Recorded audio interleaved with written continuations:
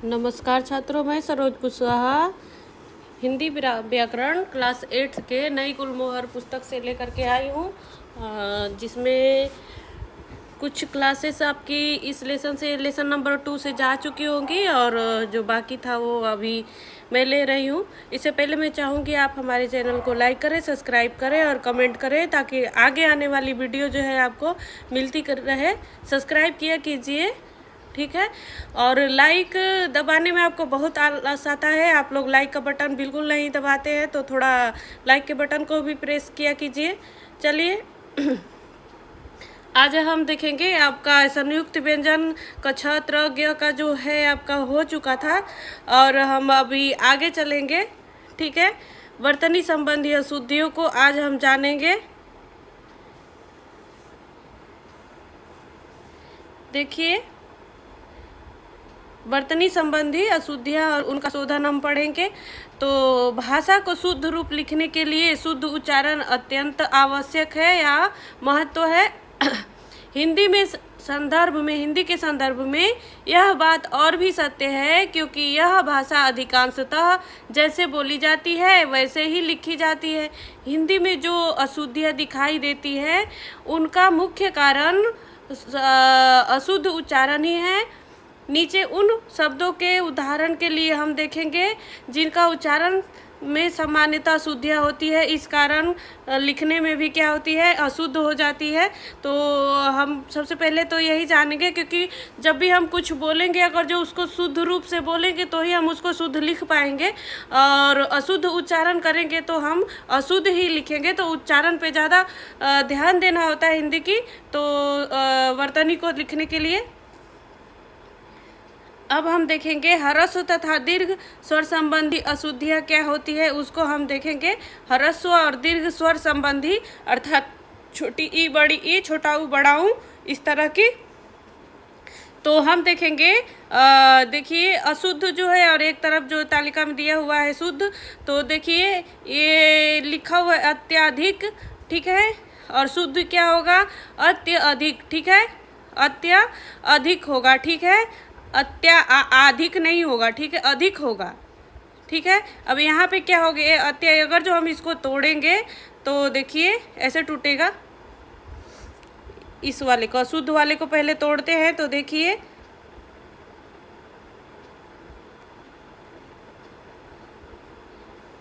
अति प्लस, अब देखिए यहाँ पे ऐसे टूटेगा अधिक। तो यह देखिए गलत हो रहा है, कोई अधिक क्या है, कोई शब्द नहीं है, यह क्या है, इसका कोई अर्थ नहीं है, यह निरर्थक हो जाएगा। तो इसीलिए हम इसको शुद्ध रूप ऐसे देंगे। देखिए इसको जब हम शुद्ध वाला तोड़ेंगे तो कैसे टूटेगा, इसको हम एक बार देख लेंगे। देखिए अत्यधिक को कैसे हम तोड़ेंगे, देखिए अति प्लस यहाँ पे अधिक होगा, यहाँ पे आ नहीं होगा, अ होगा। ये वाला जो है आपका शुद्ध रूप होगा अति अधिक वाला, ठीक है।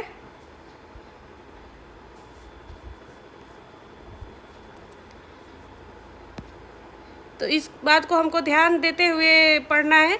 इसी तरह से देखिए यहाँ पे देखिए आधीन है और अधीन है। आधीन कोई शब्द नहीं है, होता है, यह गलत है। अधीन जो है आपका सही है। देखिए ये जो है ईश्वर कोई शब्द नहीं है, यह जो है यह अशुद्ध रूप लिखा हुआ है। तो इसका क्या होगा, शुद्ध रूप यह आधा स होगा, ठीक है। यह पूरा स यहाँ पे नहीं रहेगा, आधा स रहेगा, ठीक है। अब देखिए कवि में और कवि में अंतर है। देखिए अभी यहाँ पे बड़ी ई का दे दिया है मात्रा, ठीक है, वह में, और जबकि यहाँ पे क्या होगा, छोटी ई का मात्रा होगा, तो वह शुद्ध होगा, ठीक है। और इसी तरह से देखिए दिवाली में भी, देखिए आप जल्दबाजी में लिखते हैं तो दिवाली हमेशा आपको ध्यान देने योग्य बातें यही है कि दिवाली इधर से नहीं द पे मात्रा लगेगा, द पे मात्रा आपको इधर से लगेगा बड़ी ई का, ठीक है। यह छोटी का मात्रा नहीं लगेगा, यह गलत है, यह सही है, ठीक है। इस तरह से हम चलेंगे, देखेंगे पुरुष शब्द है जो आपका, ठीक है। पुरुष शब्द में देखिए र पे जो ये मात्रा लगा हुआ है, र के पेट में, यह ये जो लगा हुआ है इसको आपको ध्यान देना होगा, ठीक है। तो यह जो है क्या है, छोटा ऊ का मात्रा नहीं, ये बड़ा ऊ का मात्रा ऐसे र का शुद्ध रूप ऐसे लिखेंगे। ये जो आपका ये लिखा हुआ है, आप बहुत ध्यान से इसमें देखने की आवश्यकता है। यह जो है देखिए मात्रा इसमें र में कैसे लगा हुआ है और इस र में किस प्रकार लगा हुआ है, जुम, ठीक है। और देखेंगे आगे पूजनीय में और पूजनीय में कितना फर्क है, ठीक है। यह जो है आपका गलत हो जाएगा, छोटा ऊ का मात्रा यहाँ पे नहीं रहेगा। यह अरे सॉरी, ये देखिए यहाँ पे ये जो है आपका छोटा ऊ का मात्रा नहीं रहेगा, बड़ा ऊ का मात्रा रहेगा। यह छोटा ऊ का मात्रा होता है, यह बड़ा ऊ का मात्रा होता है। तो यह वाला सही है, ये वाला रॉन्ग हो जाता है, ठीक है। तो आपको पूजनीय में आपको फर्क दिखेगा, ठीक है। और दो मात्रा मिस्टेक है इसमें, देखिए छोटी ई और बड़ी ई की मात्रा भी इसमें मिस्टेक है। प्राप्ति में देखेंगे तो प्राप्ति में भी देखिए यह जो है बड़ी ई का मात्रा दे दिया है, जबकि यहाँ पे छोटी ई का मात्रा होगा, ठीक है। तो पे इधर छोटी ई का मात्रा होगा। इसी तरफ से प्रश्न नहीं होता है, प्रश्न नहीं होता है, प्रश्न होता है, आधा श होता है, ठीक है। तो इसका आपको ध्यान देना होगा। इसी तरह से और देखेंगे अशुद्धियाँ, देखिए अनुकूल में देखिए आपको यह जो है क पे जो है बड़ा ऊ का मात्रा रहेगा, छोटा ऊ का नहीं रहेगा। इसी तरह से यहाँ पे देखेंगे तो यह जो है क्या है कि आपका आयु में बड़ा ऊ का दे दिया है, जबकि छोटा ऊ का रहेगा। उन्नति में छोटी ई का मात्रा रहेगा, न कि बड़ी ई का। कवयित्री में हमेशा गलत होता है, कवयित्री लोग लिख देते हैं, कवयित्री शुद्ध रूप है इसका, ठीक है। इसी तरह से अनेक जो है आपका यह जो नाम जो दिए हुए हैं बच्चों, अशुद्ध वाला आशीर्वाद वाला जो है ये वाला सही है। इसको आपको देखना होगा, हमेशा बड़ी ई की मात्रा रहती है स पे, ठीक है। कई बार क्या है कि लोग द पे र लिख देते हैं, तो द पे र नहीं होता है, व पे होता है, ठीक है। उन्नति ये सही है, चलिए ठीक है। ऐसे ही आगे चलेंगे और भी देखेंगे बहुत सारे। देखिए अभी यहाँ पे देखिए साधु में भी आपका देखिए कैसे है, साधु में देखिए कौन सा सही है कौन सा, तो यह अशुद्ध है, शुद्ध है, ठीक है। अब हम देखेंगे यह दूसरा नंबर का है अल्प प्राण महाप्राण संबंधी, अर्थात कम हवा जिसके उच्चारण में लगता है और जिसके उच्चारण में ज़्यादा हवा लगता है उसके संबंधित क्या है गलतियाँ देखेंगे। तो क्या है अशुद्धियाँ, तो देखिए श्रेष्ठ और ठ, श्रेष्ठ लिख देते हैं आप, श्रेष्ठ मतलब होता है श्रेष्ठ होता है, ठीक है। उसी तरह से घनिष्ठ नहीं घनिष्ठ होता है। मक्खन ऐसे नहीं, आधा ख क होता है, मक्खन में डबल ख नहीं होता है। गड्ढा में देखिए ड होता है, दोनों ढ नहीं होता है। इसी तरह से सीधा सादा में देखिए आपका सीधा सादा होता है, साधा नहीं होता है, ठीक है। इसी तरह से देखिए और देखेंगे घनिष्ठ में, देखिए घनिष्ठ में घनिष्ठ होता है। वृद्धा में वृद्धा नहीं वृद्धा होता है। ब्राह्मण में देखिए ब्राह्म होता है यहाँ पे और ह पहले होता है। इसमें क्या हो गया है, म पहले कर दिया है और ह बाद में कर दिया है, ठीक है। आपको ह पहले लिखेंगे और म बाद में। जीवा देखिए, जीवा ऐसे लिखेंगे हम, ठीक है। पत्थर देखिए ऐसे लिखते हैं, बग्धी ऐसे लिखेंगे, धोखा ऐसे लिखेंगे, धोखा नहीं धोखा लिखेंगे, चिन्ह ऐसे लिखेंगे। ये वाला सही रूप है, ठीक है। इधर वाला इस साइड वाला सही रूप है, ये शुद्ध वाले ये है, अशुद्ध वाले ये है। इसी तरह से इसमें भी अशुद्ध ये है, शुद्ध ये, अशुद्ध वाले ये है, ये शुद्ध है, ठीक है। चलिए अब हम देखेंगे आगे व और ब संबंधी अशुद्धियाँ, व और ब संबंधी भी होती है वो अशुद्धियाँ। तो देखिए विलास और विलास, ठीक है। तो विलास नहीं होता है, विलास होता है। वस्तु नहीं होता है, वस्तु होता है। पूर्व नहीं तो पूर्व होता है, ठीक है। वन नहीं होता है, वन होता है। वन नहीं होता है। वनस्पति नहीं वनस्पति होता है। विष नहीं विष होता है। वाणी नहीं वाणी होता है। और वर्षा नहीं वर्षा नहीं वर्षा। विदेश नहीं विदेश होता है, ठीक है। इस तरह से ब और व और ब संबंधी अशुद्धियाँ होती है। तो आपको ध्यान देने योग्य कुछ शब्द है जो आपको बहुत ही ध्यान देना पड़ता है। चलिए, री और र संबंधी तो भ्रिष्ट नहीं होता है, र होता है यहाँ पे र, ठीक है, पदेन लगता है, ठीक है, ये जो है आपका पदेन यहाँ पे भ में, तो ये वाला सही है, ठीक है।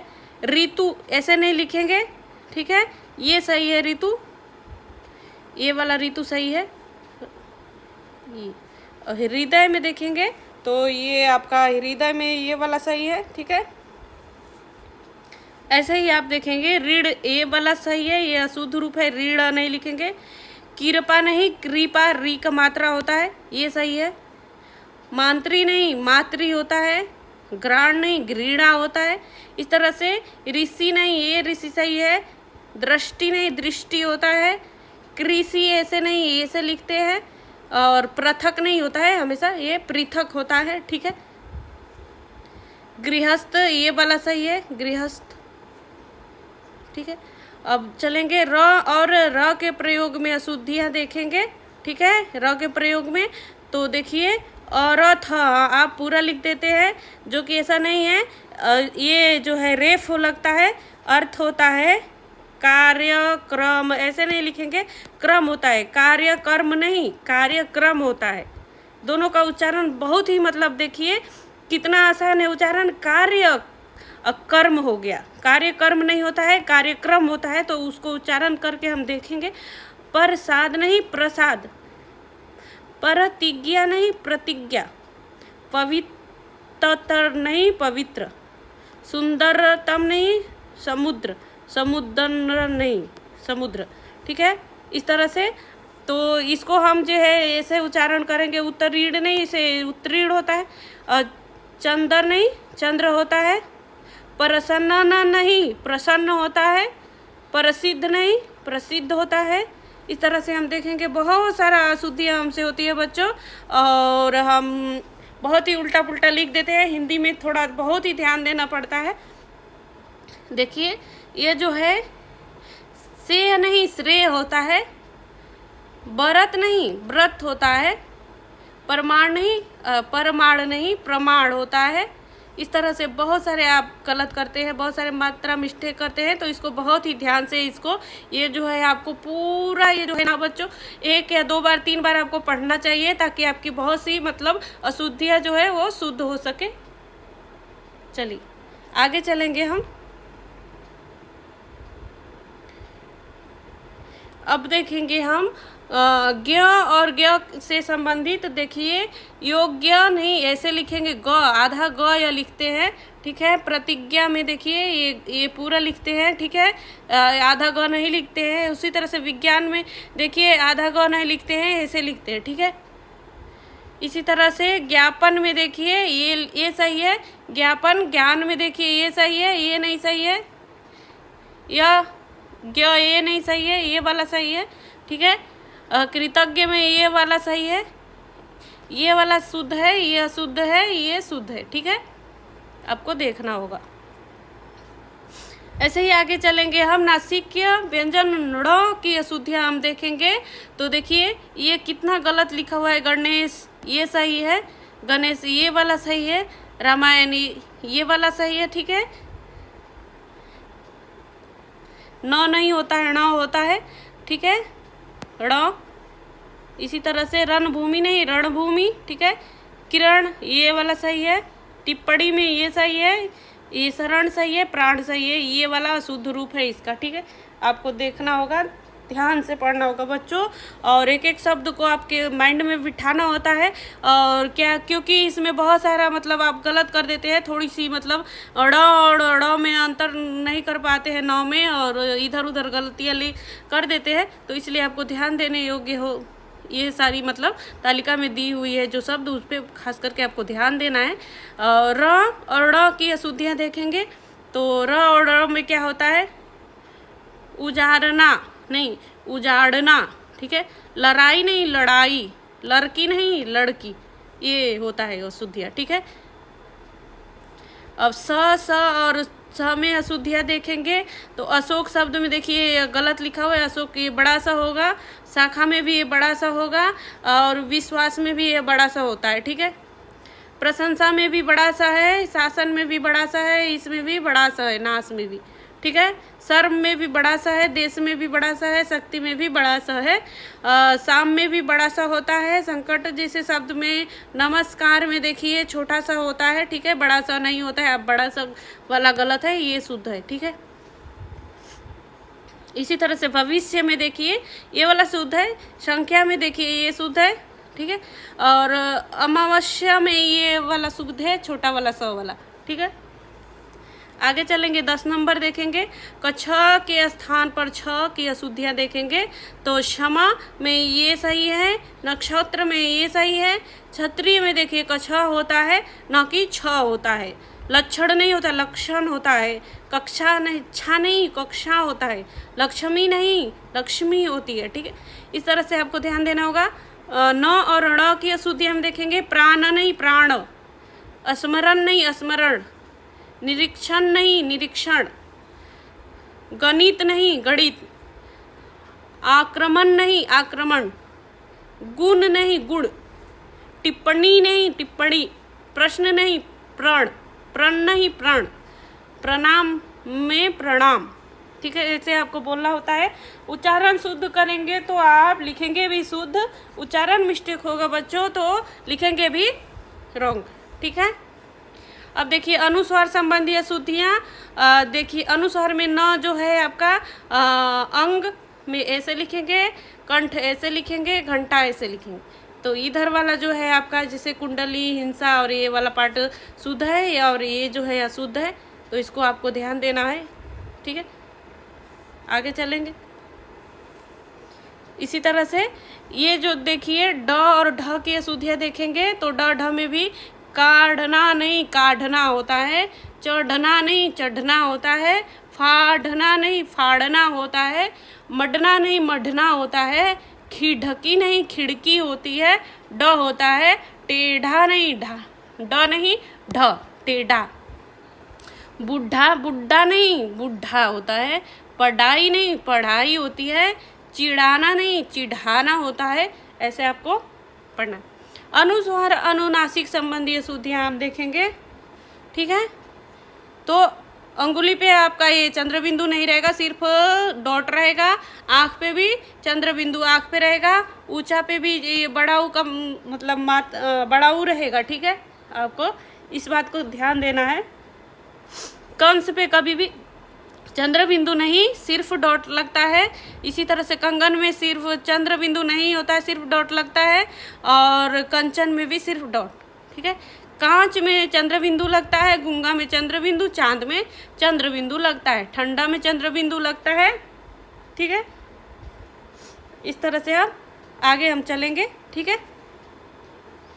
अभी अब पूरा चैप्टर कवर हो चुका है। अब पूरे चैप्टर में हम लोगों ने क्या क्या मतलब सीखा है, कितना सीखा है, इसको एक बार हम रिवीजन कर लेंगे। इसमें हमने सीखा से, ठीक है। तो हमने सीखा का टॉपिक हम पढ़ेंगे। पहला टॉपिक है आपका स्वरों के उच्चारण में वायु बिना किसी रुकावट के मुख से क्या होती है, बाहर आती है।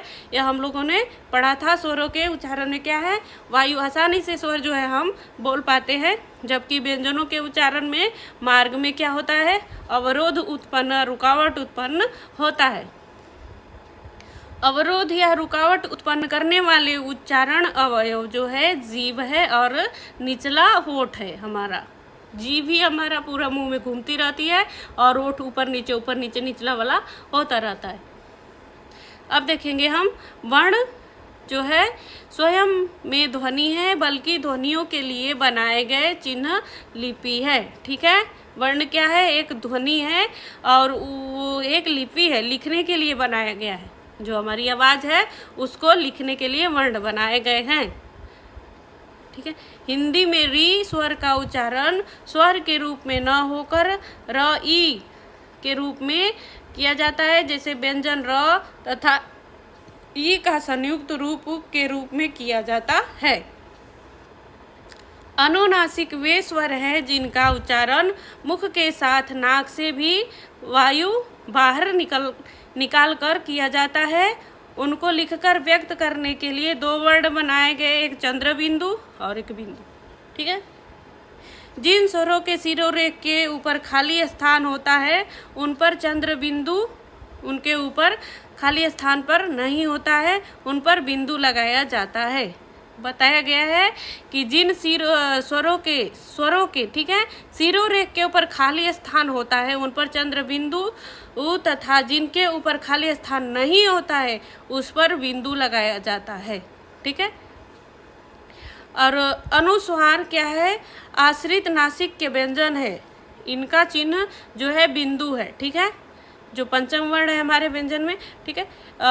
शब्द के मध्य में अनुस्वार का उच्चारण इसके आगे आने वाले व्यंजन वर्ग के नासिक के रूप में किया जाता है तथा शब्द के अंत में हमेशा म के रूप में उच्चारित होते हैं। ठीक है। मानक वर्तनी के अनुस्वार को पंचम वर्ण से लिखकर बिंदु से ही लिखे जाने का प्रावधान है। ठीक है। विसर्ग भी एक व्यंजन है। ठीक है।